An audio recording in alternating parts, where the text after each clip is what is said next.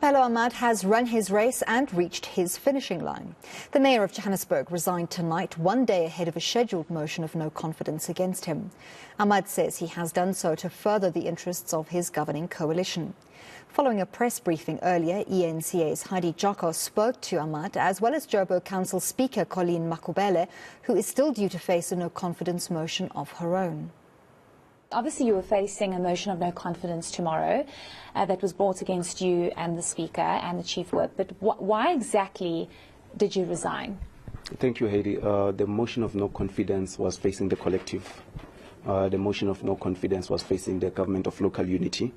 We work as a collective, but however, I've taken a conscious decision that I think I've run my race and I've reached my finish line. So we needed fresh ideas, fresh leadership to hold the fort and move.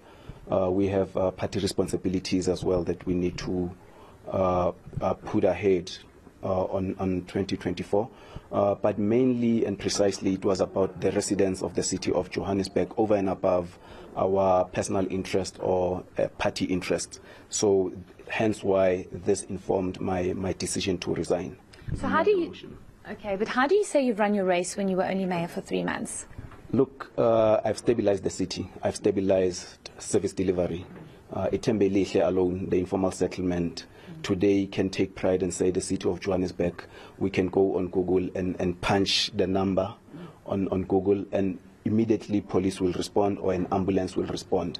It's a digital system that we've just launched. The issues of water, you know that we were in the press briefing, I think a month ago. There was a huge amount of disruptions in terms of water. That issue was resolved. Issues of stabilizing load shedding, we briefly spoke about it in a formal press briefing. There's a high mast solution of street lights that we are going to launch pretty soon, next month. And the areas that are also disadvantaged, we are going to install geysers for those residents. There's a plan, and the government of local unity had its 11 priorities to champion service delivery. The 2 billion loan, you know that it was operationalized. There was never vehicles that were impounded in the city of Johannesburg in these 2 months to show that even service providers, they found their expression in our government and they were happy. So I've never taken a sleeping tablet in my life. I was working, I was hands-on. When I get to bed, I'm exhausted and then I sleep peacefully. Okay, but you say that you know, all these things that you've done, and it sounds like you still had a lot of plans. And, you know, residents watching this want stability. Yeah. And it's very difficult, truly speaking, Thapelo, it's very difficult for a resident to look at the situation and not believe that your resignation has everything to do with the motion of no confidence that you were facing, because you were mayor for 3 months, you have all these plans that you started on. You've obviously not completed your work. Can you confidently and truthfully stand here and say that it's got nothing to do with the motion of no confidence, and you resigned the night before the motion of no confidence was going to be heard? Unfortunately, stars are aligned, and it's not my fault that stars are aligned. It has nothing to do with the motion of no confidence. This is why other motions are still there on the troika. Is the mayor, is the speaker, is the chief whip. The coalition is still intact. This is why the speaker is still there, not resigning. It has nothing to do with the motion of no confidence, but it is me feeling that I need to hand over to a new leadership, to fresh ideas, fresh minds, and so that I can focus on the party work come 2024. Okay, so you're saying new people, fresh ideas. Does this mean that the next candidate for mayorship is going to come from the Al Jamal party? That's not what I meant. I said it's generic. It's generic. Yeah. Of course, it's generic. It's fresh ideas. It can come from the speaker. It can come from the councillor here, right behind me. It can come from anyone. Remember the discussion of the mayorship. I think the premier alluded to say it's a prerogative of the ANC. They're going to go their internal processes. If they still feel that the minorities must hold the fort, they will do that representation and say we still still think that the minorities must hold the fort, and then we'll deliberate as the minorities, as a bloc. We have our own internal processes, and whichever name that emerges there, it is the name that will hold the fort, or it will succeed me as the executive mayor. Okay. I know you've briefly touched on this before, but I'm going to ask this again because a lot of people are asking this, and it's got a lot to do with the criticism around you being the mayor, that you were out of your depth, that you didn't understand the processes of being a mayor. This is the economic hub. You know, it's a very sensitive province, and city of Johannesburg. Do you think that you did a satisfactory job in understanding your role as a mayor and the work that you did in the 3 months? Do you think that the criticism holds any weight? The criticisms do not hold any weight. I didn't contravene any laws. I didn't contravene anything. There isn't anything that is a criminal element in what I've done. Those narratives are sponsored politically, and I have no interest to even entertain those criticisms. What I know is that I came within a short period of time. I did what the previous multi-party government couldn't do in the period of 12 months, or over and above 12 months. So you're proud of what you've done in 3 months? 100% proud of what I've done. I know that there are residents out there who are proud of what I've done in 3 months, including yourself. You know that we've resolved some of the potholes out there. And my street lights are still not working, but it's okay. Let's just bring in Colleen here. You are also facing a motion of no confidence. We do understand that come Tuesday, it's not going to sit because the executive, of course, is no more. But what happens come tomorrow? Because, or rather, I'm just going to focus on saying Tuesday. What happens come Tuesday?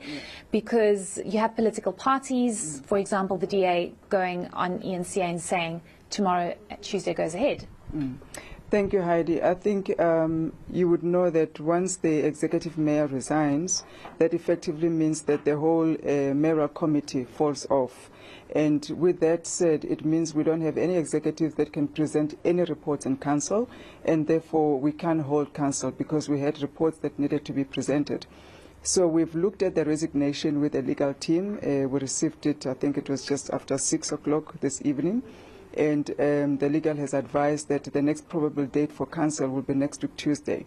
That notice should have gone out to all councillors. Perhaps the DA, they were premature in their interviews, and they've gone ahead to say there's council tomorrow without awaiting, you know, the speaker to come back and issue an instruction or notice on what happens with council. So there is no council tomorrow. The next council date will be next week, Tuesday, after the holidays. Why do you think you're facing a motion of no confidence? Besides that, Herman has nothing else to do but to sit and say, how do I disrupt the city of Johannesburg? I don't think there's anything else except for him being overdosed with his own self-importance, the DA really fighting for something that they know they don't have. This is just cheap politics to disrupt the city of Johannesburg. They are interrupting the good work that the executive mayor and his team were busy with on the ground. I think they could see the much progress that was being made. You would have seen on Twitter, on TV, almost every day, every weekend, you know, would see the MMCs on the ground doing what they were supposed to do, unlike what we had seen in the multi-party. That cannot sit well if you are in opposition. So I do believe these are ill-motivated motions of no confidence. They could not even substantiate what is the motion of no confidence about. So it's just cheap politicking, interrupt the good work that we're doing. And I think they were hoping that this motion is going to break up the coalition, playing into the space of what was expressed by the Patriotic Alliance, not understanding that besides what the Patriotic Alliance may have said out there, internally we're still intact and we're talking and we are coming up with solutions on how we strengthen ourselves. So I think the shock is on them, and they need to go back to their own drawing board. Okay, just lastly, you know, you speak about being intact, the coalition being intact, but residents looking at this, and the fact of the matter is people often don't really want to focus on politics. People want their running water, they want their roads to be intact, they want electricity, and a lot of that is not happening at the moment. And when you see so much instability in a coalition and in the city of Johannesburg when it comes to leadership, you panic as a resident. do you not think that all of this is causing some kind of shadow over this coalition? Because as much as the motion was not brought by you guys, because obviously it was brought by other political parties, it does create some uncertainty and panic amongst residents. Sure, I don't think we're going to downplay that it does, but I think the residents must understand that there are some things that are long-term. Water, electricity is not something that the executive mayor can resolve by himself, or the city itself can resolve by itself in a short time. I mean, we've got a minister of electricity who's struggling with load shedding, so imagine what we are struggling with in the city. Those are plans that he alluded to that were long-term, that we're still going to unfold and busy with. But I think the basic things that people need on a daily basis, if you go to a township, there's a lot of improvement. Drainage systems are being fixed. Sewers are also being cleaned up. We've got potholes that are being filled in, clinics that have been opened up, informal settlements that have been addressed and resolved. Of course, it's 3 months. The work was still underway. But a lot has been done, and I think we're only hearing from one section of the population. You have not been to the ground where the work has been happening to hear from the residents there what they think and how they feel about this coalition and the work that has happened. We're only hearing from the opposition, and I don't think we're expecting an applaud from them. And perhaps we're only hearing from a section that has the privilege to say, look, I have everything, but I don't have electricity, I don't have water, and those are long-term things that we can't resolve now, but we're looking at. So I think we need to understand the feedback that we're getting from everywhere. We balance it, with the work and the focus that this coalition also is putting effort on. There's a lot of business community as well that has sent their praises and commended the work that has been happening, because all of a sudden SMMEs have opportunities now, and people are back in jobs, and those are the people that we have not spoken to understand what are their sentiments about the legacy of the executive mayor and what this coalition has managed to achieve in the past 3 months.